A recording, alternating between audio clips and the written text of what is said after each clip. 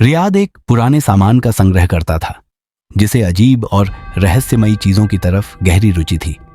एक शाम एक दूर दराज के गांव में घूमते हुए उसने एक पुराना सुनसान घर देखा। घर के अंदर धूल और टूटी फूटी चीजें भरी हुई थीं, लेकिन उसकी नजर एक खास चीज पर पड़ी, एक अजीब घड़ी। घड़ी बहुत पुरानी थी, उसकी सुइयां मध्य रात्रि पर रुकी हुई थीं, फ्रेम पर खुदा हुआ था। समय सभी सत्य उजागर करता है। उत्साहित होकर रियाद उस घड़ी को अपने घर ले आया। उसने घड़ी को अपने अध्ययन कक्ष में रखा, लेकिन तभी अजीब घटनाएं शुरू हुईं। ठीक रात के 12:01 पर घड़ी से एक हल्की आवाज आई। रियाद चौंक कर घड़ी की तरफ देखने लगा। सुइयां बिल्कुल नहीं हिली थीं, लेकिन आवाज साफ सुनाई दी। उसने इसे अपनी कल्पना मानकर अनदेखा कर दिया। अगली रात भी वही हुआ, लेकिन इस बार आवाज और तेज थी। रियाद ने देखा कि घड़ी की सुइयां अब 12:02 पर थीं। उसकी रीढ़ में ठंडक दौड़ गई। घड़ी अपने आप कैसे चल रही थी? इस रहस्य को सुलझाने के लिए रियाद ने जांच शुरू की।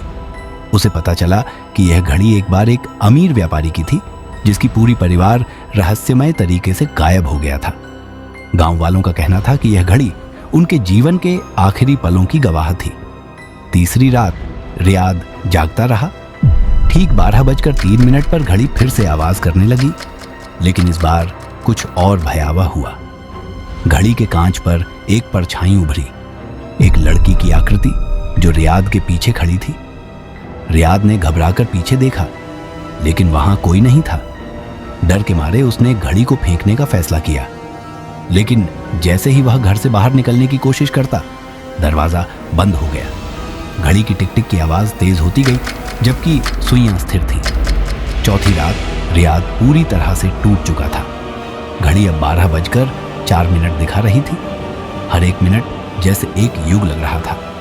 घड़ी की आवाज के साथ उसने महसूस किया कि किसी ने उसके कंधे पर ठंडी हाथ रखी।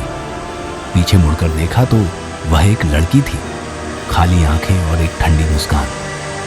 लड़की ने धीमे से कहा, समय सत्य उजागर करता है रियाद, अब तुम्हारी बारी है। अगली सुबह रियाद का घर पूरी तरह से शांत था। गांव वाले आए तो देखा घर में कोई नहीं था, सिर्फ घड़ी पड़ी थी। घड़ी अब 12:05 दिखा रही थी। उसकी सुइयों के नीचे रियाद की छवि जमी हुई थी, भय में पत्थर बन चुकी। घड़ी के साथ रियाद के गायब होने के बाद वह घड़ी गांव वालों के लिए एक अशुभ संकेत बन गई। कोई भी उसके घर के पास जाने की हिम्मत नहीं करता था। घर हमेशा अंधेरे में डूबा रहता और अंदर से कभी कभी घड़ी की टिक टिक की आवाज सुनाई देती।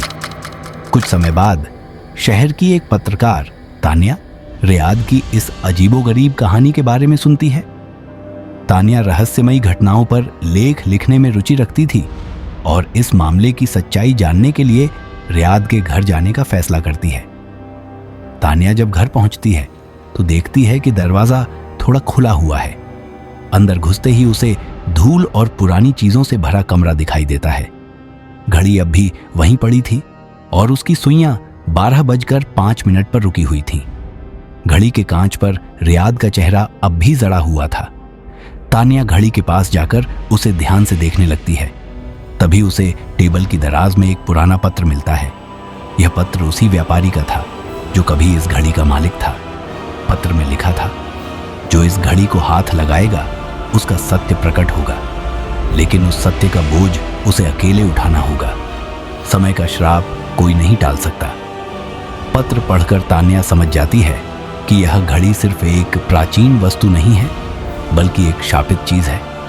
यह हर उस व्यक्ति को अपना शिकार बनाती है जो इसके करीब आता है। तान्या घड़ी को वहीं छोड़ने का फैसला करती है, लेकिन तभी घड़ी से अचानक एक अजीब सी रोशनी निकलने लगती है। घड़ी के कांच पर तान्या की खुद की परछाई उभरती है। उसकी आंखें खाली थीं और चेहरे पर एक ठंडी मुस्कान थी। यह देखकर तान्या घबराकर दरवाजे की तरफ भागती है, लेकिन दरवाजा खुद ब खुद बंद हो जाता है। घड़ी की टिक टिक की आवाज और तेज होने लगती है।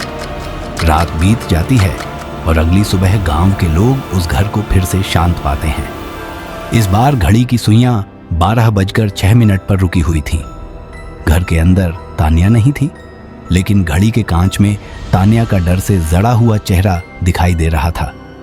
इस घटना ने एक बार फिर साबित कर दिया कि कुछ रहस्यों को छेड़ना सही नहीं होता, लेकिन इंसानी जिज्ञासा हमेशा आगे बढ़ती है। शायद अगली बार कोई और उस घड़ी के पास जाएगा और समय अपना अगला शिकार चुन लेगा। अगर आपको यह कहानी पसंद आई हो तो हमारे चैनल को सब्सक्राइब करें, लाइक और शेयर करना न भूलें। एक नई कहानी के साथ फिर लौटेंगे। तब तक के लिए अलविदा।